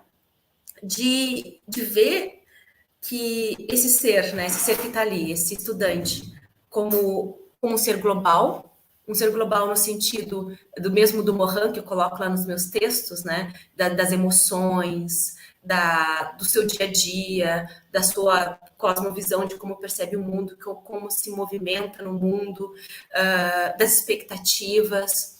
Então, e não como um ser separado, compartimentado. Assim como o conhecimento não é compartimentado. Né? Não consigo ver o conhecimento como algo compartimentado. Por isso que eu digo, né, que não estou preocupada com os limites da história. Porque, assim, não acredito no conhecimento compartimentado, nem num ser compartimentado. Então, a minha docência foi se adaptando e foi cada vez mais se configurando no que agora é. Então, eu acredito muito mais do que ler 4 textos, é experiência. Tento transformar as minhas aulas em experiência. Isso não é fácil, porque toda a minha formação é completamente diferente em termos de docência, porque a gente apesar de todo o discurso, geralmente é 4 paredes ali, lê texto, passa slide e foi. Então, o que eu percebo eles podem fazer, se eu fizer uma prova, talvez eles leiam os textos, entendam os textos e façam uma ótima prova. Mas eu não acho que no semestre passado eles vão lembrar da prova. ou mesmo lembrar dos textos que leram, talvez se interessar de alguma forma. Aí, qual o meu caminho? Tento trazer experiências. África, aula de África é um exemplo que eu mais gosto, porque daí eu faço comida, eu faço cuscuz marroquino. E daí ele peço para eles lerem aqueles textos 4 textos ali, né? Voluntário, todo mundo faz ali voluntário, não é para ganhar nota, não. É para se divertir. E o pessoal super engaja. A gente fica assim, eu tenho uma proposta para vocês. A gente diz assim, professora, pode propor que a gente aceita tudo. Isso aí é que lidar com experiência, né? Se fosse texto, ninguém aceitava. E daí, assim, aí eu peço para eles lerem aqueles textos do rinoceronte de ouro, né? Aqueles textos que falam que falam de fontes primárias sobre a África nesse período. E daí a gente faz um círculo. Aqui tem um bosque, né? Vamos para o bosque lá, faz um círculo, quem tiver uma percussão, leva uma percussão, e tentamos reproduzir algo assim, tentar lembrar um pouco aquela contação de história de griots, e eles têm que transpor o texto como se fosse contar uma história. E daí eu trago o cuscuz marroquino e falo dos ingredientes, de como aquilo poderia, né, ter sido feito na época ou não, né? Mas tentando colocar ingredientes mediterrâneos ali, que não é difícil, né? Só colocar um tomate seco, uma salsinha ali, tá? Não é difícil fazer algo assim, porque não deveria, na época, ser algo muito complicado mesmo, né? Tinha que carregar quase esqueci lá, mas nos caminhos, nas rotas lá. E daí a gente escuta as histórias e a gente vai comentando as histórias e comendo cuscuz marroquino. Eu tenho certeza que daqui a 20 anos eles vão lembrar que comeram cuscuz marroquino e vão lembrar das histórias que foram contadas. E vão lembrar de todo esse olhar sobre a África desses viajantes. Quando a gente vai trabalhar com a ciência árabe, aí eu faço hummus, né? Trago um pão árabe, e também sempre com um chazinho de hortelã, e a gente senta também em círculo e começa, sei lá, traz almofadas, né? E faz assim, começa a contar também e falar sobre o texto, a gente lê um texto, mas a discussão do texto em círculo, comendo hummus, e também de um fundinho, uma musiquinha também. Então, essas que eu tento agora, cada vez mais, que várias camadas, como esse ser é global, eu quero alcançar várias camadas. Eu quero alcançar a camada sensorial, eu quero alcançar a camada emocional, degustativa, eu quero... Então, assim, marcando essas diversas camadas desse ser global, isso é o que eu estou falando para eles, que eu chamo de compreensão. Não é só entender alguma coisa, é compreender, é fazer com aquilo que, na minha interpretação do compreender, né? Que aquilo que tu estás ali diante, aquele objeto, deixe de ser um objeto separado de ti e fazer parte de ti. Fazer parte da tua própria história, da tua própria experiência. Essas experiências servem para reunir o objeto e a pessoa, para que seja um só. É uma visão bem neoplatônica. Estou dizendo que eu vejo muito de forma neoplatônica. Então, assim, a minha experiência docente está indo muito mais por esse caminho, porque eu estou realmente preocupada que aquilo que a gente está trabalhando ali façam parte deles. E que eles possam levar isso com eles e que seja uma forma deles se movimentarem no mundo. Ainda mais com a perspectiva de uma história conectada, onde a Ásia, a África e a Europa estão conectadas. Como é que eles realmente trazendo isso para eles, enquanto ser, como que eles vão se movimentar no mundo, na sociedade? Eu espero de uma forma muito melhor. E por isso que eu faço um esforço. E eu acho que encontrei um método de alcançar essas camadas através da música, através do movimento, porque a gente não fica só na sala de aula, a gente sai da sala de aula, a gente faz círculos. Então, ou o trabalho mesmo, a questão de aprendizagem ativa, né? Deles fazerem a pesquisa e construir. Então, a gente tem toda uma produção de vídeos lá no canal. Tem um canal do Meridiano, mas tem um canal só da disciplina de medieval, desde 2017, que é a produção dos alunos da disciplina. A gente tem que fazer pesquisa, tem que fazer roteiro, tem que fazer toda uma produção. Claro que a linguagem é bem aberta, deixo bem aberta, mas esse semestre vai ser bem especial. A gente faz também jogos de RPG. Tudo isso é produção do PCC, né? Que seria produção para trabalhar em sala de aula escolar. Então, também experiência de jogos de RPG produção de podcast, tudo isso eu tento colocar o máximo possível público, porque dá um outro sentido. Eles não estão entregando um trabalho para a professora corrigir, que vai entregar uma nota. Eles estão fazendo um trabalho para que outras pessoas, para contribuir para a construção do conhecimento de outras pessoas. Isso dá uma outra responsabilidade, uma outra importância e um outro sentido à produção deles. Então, tento tentar toda a produção deixar pública. E a gente também a ideia aqui do todo e da parte. Mesmo que seja um trabalho individual, esse trabalho individual é discutido em grupo. São diversos grupos para pensar esses vídeos, mas eles trazem para a sala de aula os seus roteiros, onde são discutidos no grupo, e todo mundo vai dando opinião, todo mundo vai se ajudando. E a produção não é uma produção de um grupo ou de um indivíduo, a produção final é a produção da turma toda. Então, de novo, a experiência do indivíduo e o grupo. O indivíduo não some, ele trabalha, ele pesquisa, e ele coloca ali essa contribuição, mas a sua contribuição, ela está relacionada à contribuição de todos, e o trabalho final não é de um, mas é do todo. Então, essa também é uma perspectiva de ensino de história global, né? Que eu também estou cada vez querendo falar mais sobre isso, né? Não, a história não separa uma história global, uma perspectiva de pesquisa, do ensino global de história. Ensino global de história não é que tu vai ver tudo, ou que vai ver tudo conectado. É que tu vai entender o ser humano global. E tu vai trabalhar com ele como um ser global. E vai tentar, então, atingir outras camadas, né? Para que aquilo que está ali faça parte desse ser humano e que ele possa se movimentar no mundo de uma forma melhor.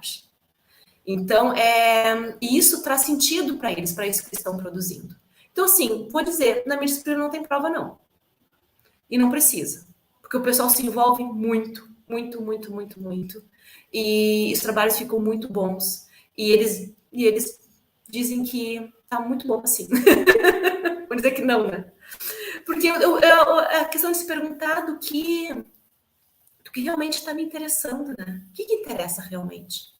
Me interessa a nota deles? Ou me interessa que realmente que eu consiga contribuir para que eles pensem sobre esse movimento de transformação deles.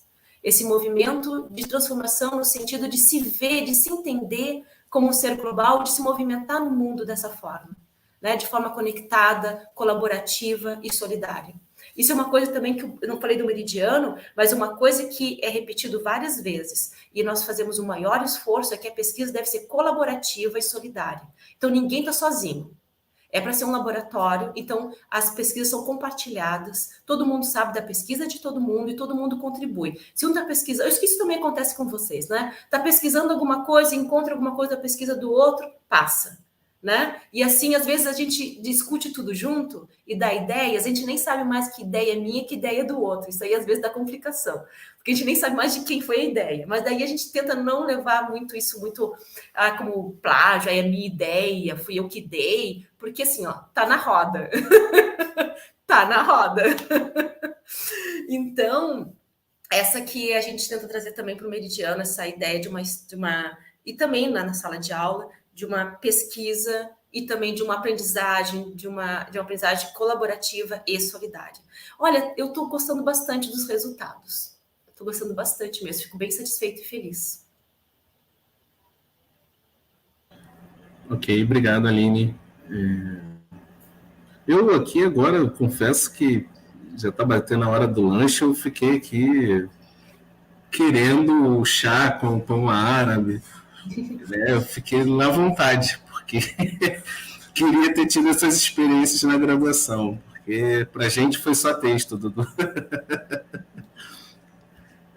Mas agora falando um pouquinho mais a sério, né, nessa pegada que você está colocando sobre a história pública, eu acho que ela de fato é super necessária no momento que a gente está vivendo e é um movimento que a universidade tem que fazer como um todo. Acho que não só o curso de História, acho que o cenário anticientífico, né, que tem preponderado nos meios mais diversos, requisitam um compromisso cada vez maior da universidade pública com os seus públicos mais diversos.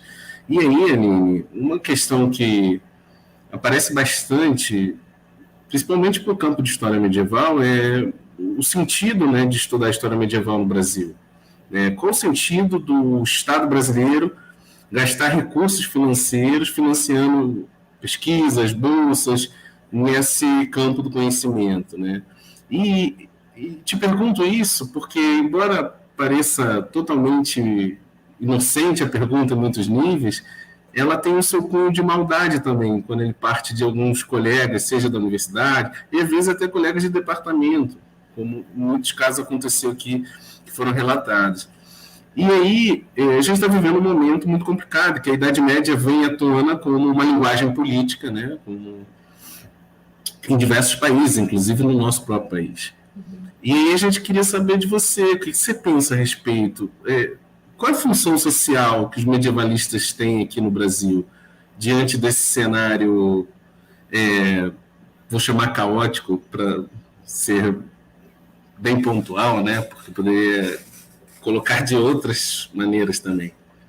Então, essa discussão agora, ela é uma discussão, claro, antiquíssima, né? E sim, como eu te falei, cheguei aqui, o pessoal achava que não ia dar para fazer pesquisa em história medieval, ainda pensavam assim.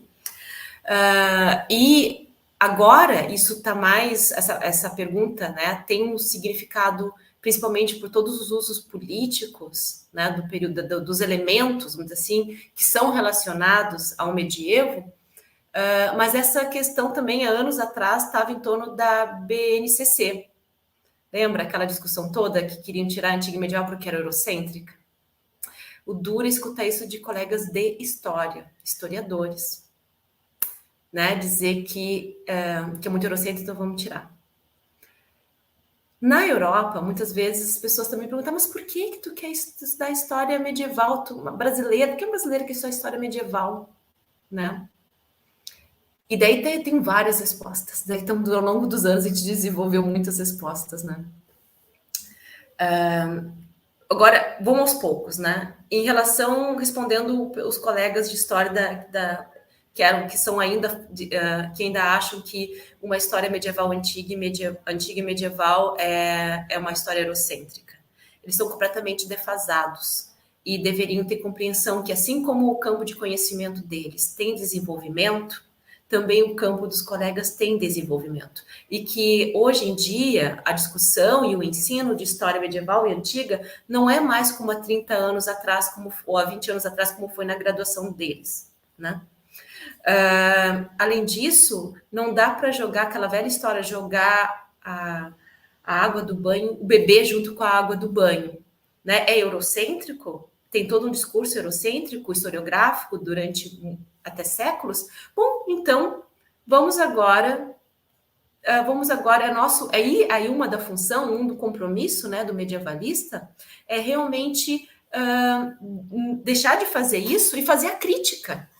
Só vai deixar de ser eurocêntrico no momento que se produzir uma história crítica e que apresente uma outra proposta. Não é o tema que é eurocêntrico, mas a forma como ele é trabalhado, pesquisado e interpretado. Então, é uma das funções, e não só função, eu diria a responsabilidade de um medievalista no Brasil e na América Latina, vamos pensar em América Latina, né? É a responsabilidade de realmente o que a gente fala de descolonizar a pesquisa e o ensino de história medieval. É bom, a responsabilidade é com toda a história, com todo o ensino de história, mas assim, focando, a nossa responsabilidade como latino-americanos é descolonizar a pesquisa e o ensino de história medieval. E como é que, fazendo isso, né? Fazer através das nossas próprias produções e do nosso olhar. É isso que eu estava falando sobre essa questão, essa ideia a gente chama de decolonial, né? Por quê? Conheço muitas pessoas que criticam quando o medievalista vai falar de decolonial. Vocês devem conhecer também. Como assim medievalista vai falar de decolonial? Porque temas de colonial só pode ser de América Latina. Ou de Brasil, que também é América Latina. Mas muitas vezes, tem vezes que a gente esquece até, né? Mas assim, o que eu gosto de falar que o decolonial não está no tema que se escolhe. Está naquele que produz a história. Eu sou o decolonial. Quando eu tomo consciência que eu sou uma historiadora mulher e latino-americana e que a minha experiência vai trazer um outro olhar sobre essa história, aí eu estou agindo de forma decolonial, pela minha própria consciência que eu sou um elemento decolonial. Né? Decolonial na perspectiva mesmo do miolo, dessa questão, né, que eu sou esse ser, essa fusão, né? Essa fusão indígena, africana, também europeia, e que nesse conflito todo, né, toda essa experiência, tanto de preconceito, mas como também de, às vezes, de um vislumbramento ilusório das coisas, toda essa experiência eu tenho que trazer para a minha pesquisa, né? E dessa forma, com o objetivo de descolonizar esse conceito. Vou dar um exemplo que talvez muita gente vai bater em mim, mas eu vou só jogar, né? Para criar polêmica, eu tô nem aí. Eu estava conversando hoje com um orientando meu que está trabalhando Reconquista. Ver se vocês já escutaram ele por aí, o Ederson. E eu pergunto para ele assim, daí eu falei assim, olha, vou te jogar uma pergunta. Esse termo não é um termo colonialista? Né? Não é um termo colonialista? Trabalhar com... Eu acho que tem... Na problemática... Porque estava trazendo só uma discussão da historiografia, principalmente ibérica. Ele nem trouxe a discussão dentro do universo brasileiro ou latino-americano. Principalmente uma discussão ibérica, e principalmente dos clássicos, mas depois também. E assim... E eles estão ali se debatendo o que é reconquista, o que não é, teve, não teve. Mas a questão é, o termo na minha perspectiva, que posso estar errada também, é colonialista. E daí, somos nós da América Latina que temos a responsabilidade de chegar para dizer, olha, cara pálida, eles podem discutir esse conceito, mas vamos partir do princípio que ele é colonialista, sim, que ele surge bem no momento de toda a exploração, né, colonização e exploração da América Latina. É nesse momento que surge o termo. E aí, né? Então é isso, vamos partir disso para daí seguir em frente? Então, essa é a contribuição que um medievalista latino-americano pode dar, né? Não só uma contribuição, é a nossa responsabilidade de trazer esse olhar latino-americano decolonial e não ser só assim, né? Aquela submissão, aquela subserviência, não, porque os grandes, porque os clássicos, não sei o quê, porque o grande, não sei o quê. Tá, tudo bem, né? Mas assim, a minha experiência aqui como latino-americana está dizendo isso, né? E daí, a partir dessa consciência, traz também, toda consciência traz liberdade e traz responsabilidade. E aí vem a responsabilidade de realmente, dali em diante, trabalhar os conceitos de uma forma decolonial, questionando e tentando trazer a própria experiência para isso. E aí eu acho que aí dos colegas que criticam e dizem que isso, a gente pode mostrar, bom, então aqui a gente está transformando tudo isso, né? A gente está transformando, então não dá mais para chamar de que é eurocêntrico, porque agora quem está falando sobre isso, a gente está falando agora a partir do sul, e não a partir do norte.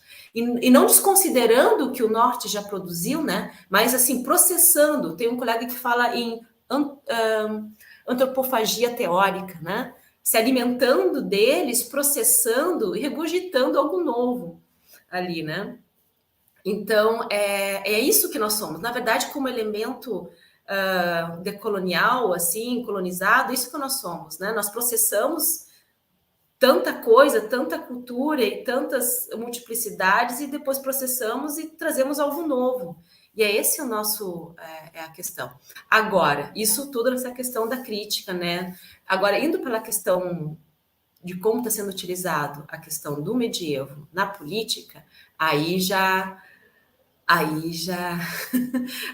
o negócio já entra outros elementos na discussão.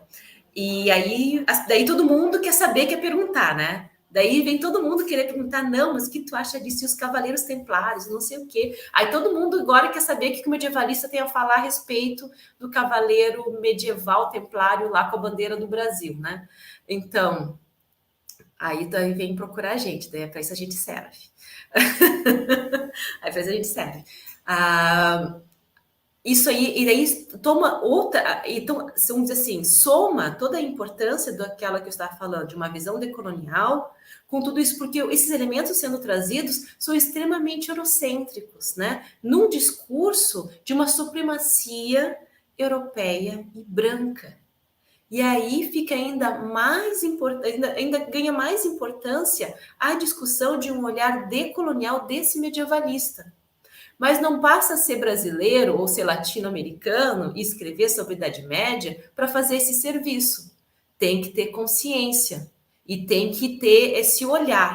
Senão vai continuar reproduzindo, né? Vai continuar reproduzindo o que já se reproduziu antes, tanto no Brasil como na Europa. Então, eu acho que uma forma de combater, né, tudo isso, primeiro, tem que ir para a história pública. Eu não vou combater esse tipo de utilização nefasta do passado com textos acadêmicos. Posso até fazer, mas quem é que vai ler? É o público que eu quero atingir? Não sei. Vai ser meus pais que concordam comigo, provavelmente. Eu acho que a principal atuação, que eu vejo que vocês também estão fazendo, é ir para as mídias, ir para as mídias sociais, falar sobre esse tema e trazer outras perspectivas numa linguagem acessível que traga interesse, mesmo que tenha que fazer um pouco de início, um pouco nos títulos, né? Um pouco de sensacionalismo, né? Naquela coisa da chamada, das capas dos vídeos no YouTube, para chamar a atenção e depois trabalhar com isso.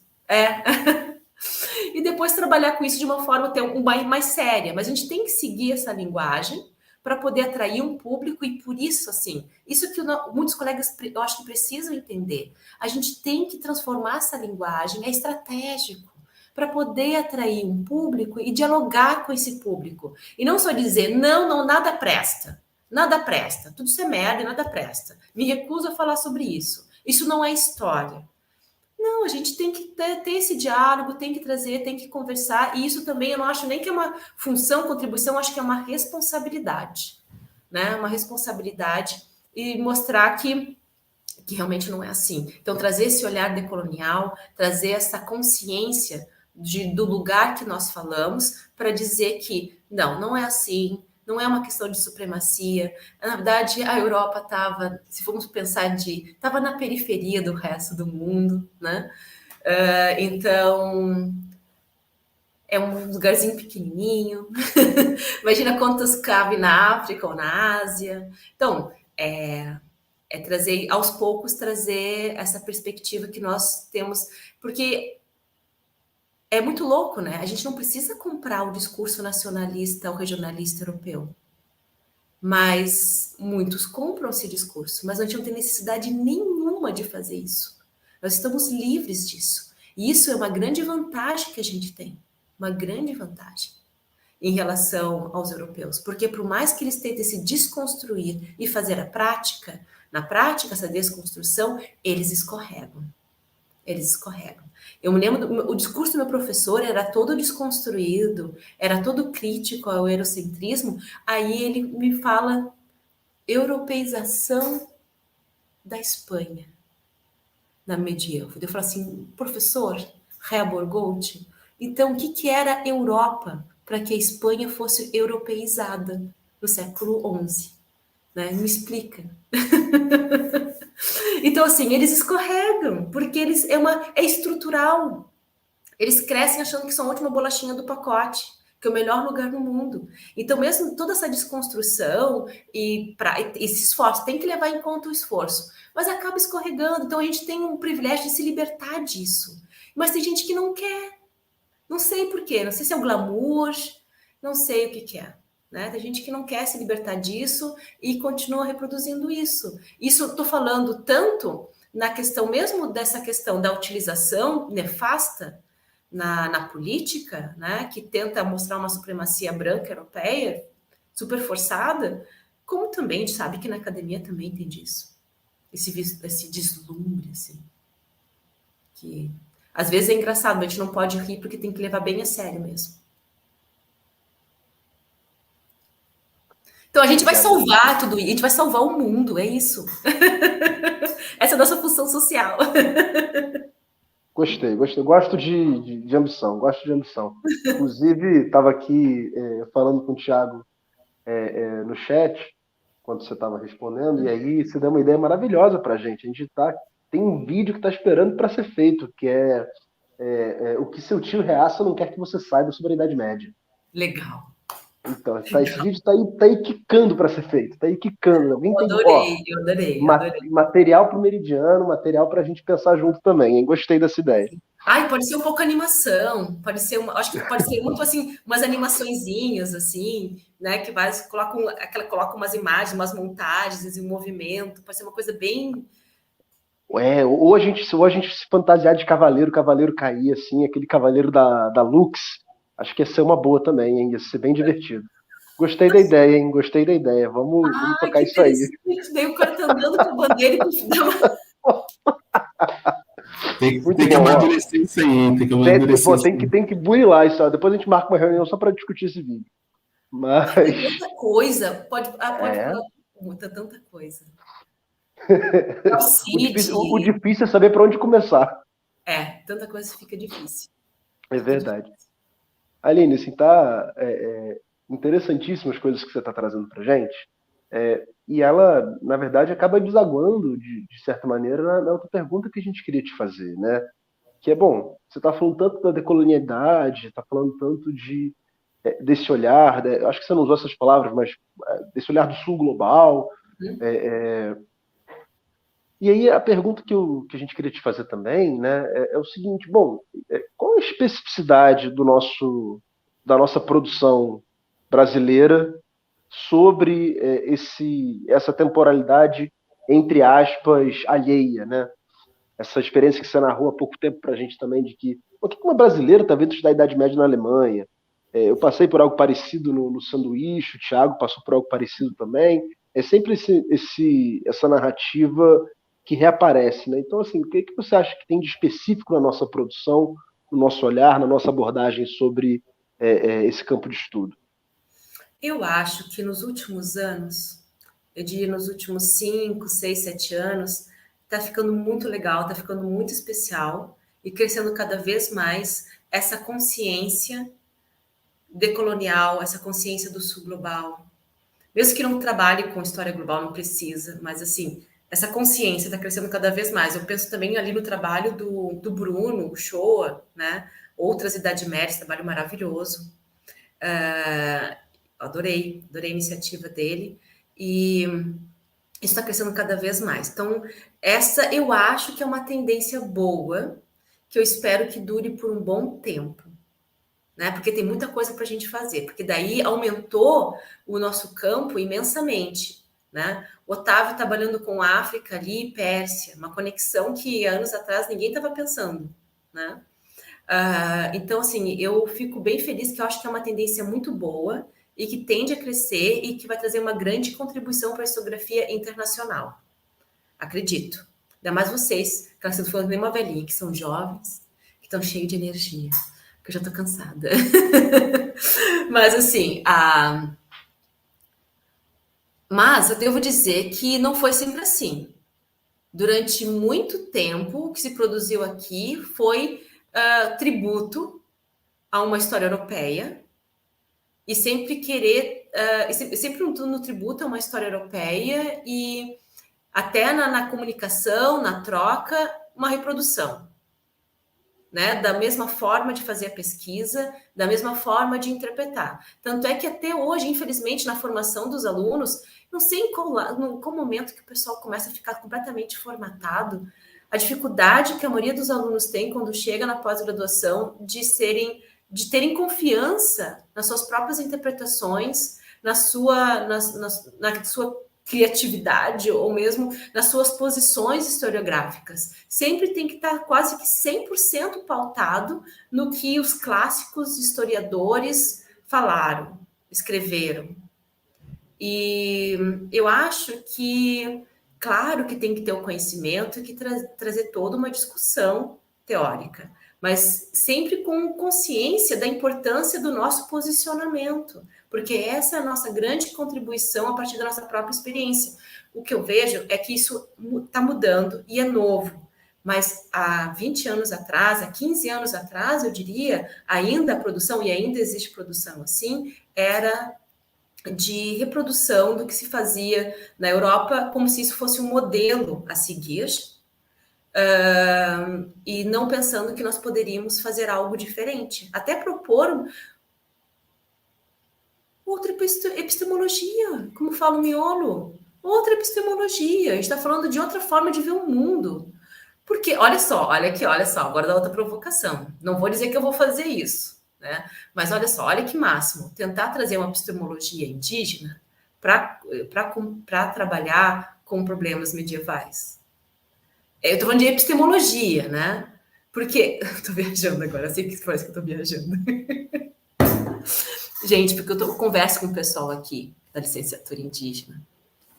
E essa relação com a natureza, com o todo, né? Onde o tempo está muito ligado ao espaço, né? O tempo é marcado pelo espaço, sociedades orais, né? Não vou dizer que é a mesma coisa, mas é uma epistemologia que, para a gente compreender dessa relação natureza e ser humano, não em relação, até mesmo como o ser humano fazendo parte da natureza, né? O ser humano é natureza.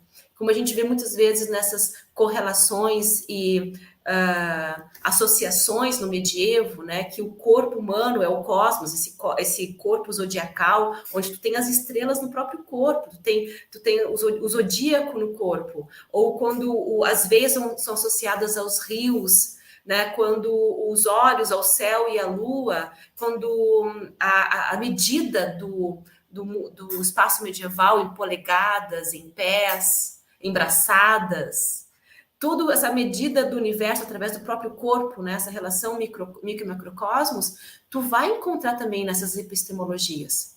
Não vou dizer que, claro que eu não estou dizendo que é a mesma coisa, seria uma bobagem, mas enquanto construção epistemológica, será que não dá para pensar uma epistemologia, outra epistemologia para a interpretação? Ou que nos ajude essa outra epistemologia para compreender? Porque, assim, a cartesiana não dá conta da gente entender. Vai ficar sempre sendo uma coisa incompreensível, só descritível, quando a gente ficar só na cartesiana. Porque o mundo medieval não é cartesiano. Não é. E aí? Eu tô falando, então vamos pensar, vamos mais longe, né? Não estou pensando no mundo medieval europeu necessariamente, vamos falar de África, né? Cidades africanas. Entender uma epistemologia do conhecimento africano, que tem muito na filosofia, aqui no Brasil tem se desenvolvido bastante, essa epistemologia do conhecimento africano, de uma filosofia africana, né? Seja egípcia ou iorubá, o que não pode contribuir para compreender a história do período medieval na África. A fim de trazer toda a questão heurística cartesiana. Não estou dizendo que a gente vai deixar de lado, nós temos conceitos que já foram construídos ao longo de décadas e que são muito importantes. Mas, assim, eles não dão conta de tudo, com certeza. Não nos respondem tudo, com certeza. Se bem que a gente nunca vai ter resposta de tudo. Mas, assim, a gente consegue aprofundar muito mais, tendo essa abertura para pensar em outras epistemologias. É o europeu que vai pensar isso? Acho que não. É o africano, é o brasileiro, é o latino-americano que tem essa confluência, né? Confluência, de certa forma, né? Dessa epistemologia indígena, epistemologia africana e também europeia. Nós somos um elo, né? Um elo, não vou dizer que perdido, mas nós somos um meio perdido, né? De toda essa confluência epistemológica. E olha que riqueza, o que a gente pode construir e a gente fica apegado ao plano cartesiano. Porque ele dá legitimidade. Mas isso também é político, né, gente? Dá legitimidade porque é uma proposta, é uma epistemologia criada no norte global, principalmente europeu. Né? A própria ideia de razão e tudo mais. Então, eu acho que questionar tudo isso já é um bom caminho. Olha onde eu cheguei com a pergunta, a especificidade da história medieval produzida no Brasil. Meu Deus. Tá, vamos retornar. Então, eu acho que nós temos uma riqueza de potencial para tornar essa história medieval uma especificidade, não que mais importante que as outras, mas que pode trazer uma grande contribuição para o conhecimento, não só histórico, mas o conhecimento em geral no mundo. Vamos jogar para cima, né? Show. Eu gosto disso. Ousadia e alegria. Oi? Deixa eu só fazer um breve comentário. Não, Aline, o que você está falando é muito rico, muito interessante mesmo. E agora eu estou com a experiência de dar História Antiga, aqui na Federal do Mato Grosso. E eu fiz a opção de começar o curso, que na verdade é um curso mais historiográfico, né, como se fosse uma História Antiga 2, com uma pegada mais historiográfica. E aí eu comecei fiquei muito empolgado com a leitura do livro que acabou de lançar do Eduardo Góes Neves, que é o arqueólogo lá do MAI, da USP, e que ele propõe, né, uma história antiga dos povos indígenas. E aí eu abri o texto com essa discussão, bom, faz sentido falar em história antiga? Então, assim, eu acho que cabe explorar, e é uma coisa que eu jamais veria sendo feita em qualquer universidade europeia. Então, Eduardo, assim, tu sabe que vai ter um grande evento agora em novembro aqui de História Antiga, né? Com o pessoal o pessoal lá do GT de História Antiga, da UMPU, vai fazer um grande evento aqui em Florianópolis. É uma ótima oportunidade para a gente discutir isso. Inclusive, a nossa professora da licenciatura indígena, que é uma arqueóloga, ela vai ter uma mesa que ela vai falar exatamente disso. Uma história, se dá para falar de uma história antiga indígena. Acho bem interessante.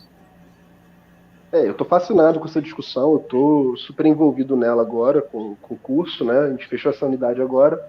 Mas é isso, depois a gente troca essas figurinhas também. Eu só queria dizer que eu acho que você estava deu uma viajada. Não, acho que é de fato essa potência de pensamento que a gente está aqui conversando. Sim, olha só, esse diálogo com os colegas, né? É uma potência que a gente tem aqui. O problema que está colocado, né? E foi colocado de forma muito significativa. Acho que o próprio trabalho do Viveiro de Castro coloca também esse problema em muitos níveis. Bom, agora, infelizmente, a gente está caminhando para o final da nossa conversa. Na verdade, tem sido bem proveitosa essa tarde. Espero que quem esteja assistindo essa entrevista também curta bastante, porque eu estou me divertindo aqui. Acho que o Eduardo também, né? E, Aline, geralmente a nossa última pergunta começa assim. Imagina só que você está na sua sala, lá na Federal de Santa Catarina. Aqui, aí um aluno bate na sua porta, um aluno do primeiro período, segundo período, no máximo, bate na sua porta e fala: professor Aline, gostei muito da sua aula, queria saber o que eu tenho que fazer para me tornar um medievalista.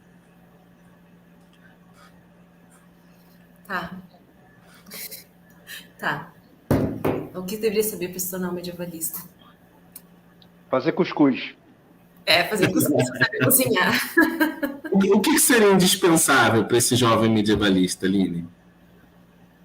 Eu acho que não só para o jovem, né? Mas para qualquer um de nós. Tô aqui pensando para organizar como que eu vou falar, tá? Eu sei o que eu tenho, mas eu estou organizando na minha mente aqui como que eu vou expressar isso. Por ser um período distante no tempo, tem que ter um pouco de... Tem que ter duas coisas, né? Que são complementares e também, né, opostas. Que é a questão da empatia, né? A empatia com esse período, tendo consciência que a demanda que tu vai levar para lá tem muito a ver também com a tua própria experiência, né? E ao mesmo tempo, alteridade, entendendo que está muito distante no tempo, que tem coisas que são muito diferentes e que, por isso, nessa alteridade, a gente tem que respeitar, né? Porque o pessoal chega assim querendo encontrar coisas lá que, de repente, não vão encontrar. Querendo respeitar na alteridade e pensando no respeito à fonte, de entender ela por ela mesma.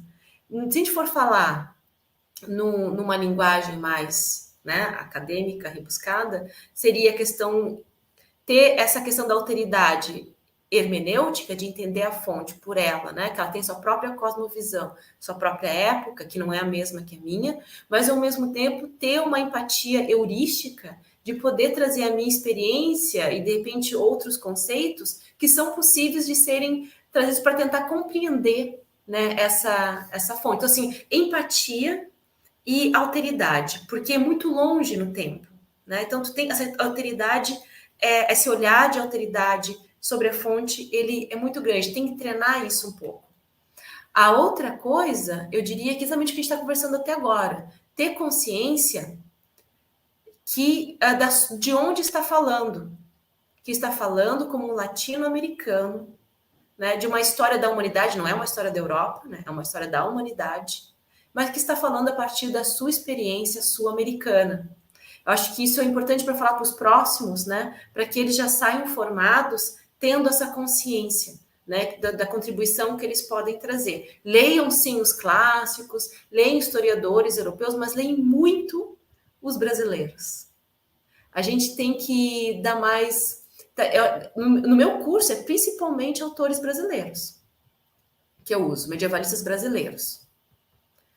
Principalmente.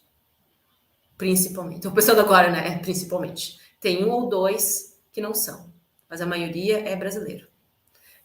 Então, mostrar o que o Brasil está fazendo. Né? Eu quero que eles leiam, então, para esse jovem, né? Vou indicar para ele principalmente leituras de medievalistas brasileiros, né? O que o pessoal está fazendo também de novo, para que eles já compreendam que existe esse olhar daqui. Então, é isso, tentar mostrar para eles que é da necessidade de ver o lugar da onde eles falam, tanto em relação à fonte, como em relação à historiografia. Então, acho que é isso, para não, né, me alongar. Aline, muito obrigado pela entrevista, muito obrigado pela conversa. O Thiago estava falando e é absolutamente verdade. A gente aprende muito com essas conversas, né? Certamente eu e o Thiago somos os maiores beneficiados desse projeto que a gente começou a tocar, mas além da gente ter aprendido um montão e trocado um monte de ideia interessante, e aqui no Mato Grosso estou descobrindo que trocar ideia é uma expressão muito carioca, mas hoje, além da gente ter trocado ideia, a gente se divertiu muito, foi muito prazeroso estar aqui com você essa tarde, e a gente só tem a agradecer. E perguntar para você se você quer dar teu último até logo, dar aquele tchau final para a nossa legião quase que interminável de ouvintes. Depois dessa entrevista aqui, você vai ser claramente assediada nos aeroportos e tal. A gente pede até desculpas, mas é isso. A gente, quando vem aqui na entrevista, a gente lança a carreira internacional das pessoas. Convidada para Fico muito grata. Então, por último, mais uma vez agradecer ao convite do Translatio Studio e do Thiago, do Eduardo. Também foi uma tarde muito gostosa ficar aqui conversando com vocês. Agradeço as perguntas. Agradeço muito o espaço que vocês me deram para que eu pudesse ser escutada, né? Então, muito obrigada. E eu espero que a gente continue nessa troca de ideia, como diz Eduardo, né?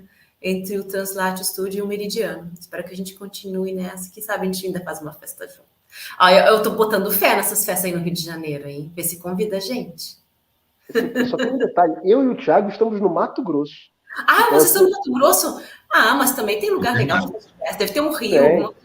Tem umas cachoeiras muito boas.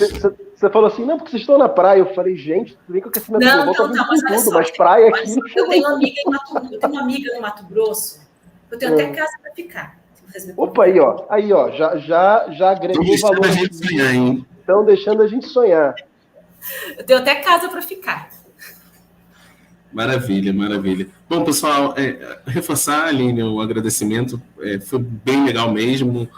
E dizer também que é um espaço que a gente acaba conhecendo melhor os nossos colegas, né? Porque, às vezes, no evento, as coisas são tão rápidas. Às vezes a leitura do texto também, a gente lê o texto, mas é muito importante assim, conhecer o autor, essa troca de ideias, como a gente diz no Rio, né? Agora vai ficar troca de ideias na minha cabeça direto. E é muito importante também para os alunos que estão chegando agora conhecer quem são esses professores que estão circulando, e eu acho que o nosso projeto tem contribuído um pouquinho nesse sentido. Então, muito obrigado mesmo. Dizer também que vocês que estão interessados no trabalho que a professora Aline está desenvolvendo no Meridiano, a gente vai deixar aqui embaixo desse vídeo os contatos, tá? O canal do YouTube, o perfil no Instagram, para que vocês possam seguir também esse laboratório. E, gente, muito obrigado por ter acompanhado a nossa entrevista até aqui. A gente se vê no próximo Translatio Entrevista. Um grande abraço. Tchau, tchau, Tchau. pessoal.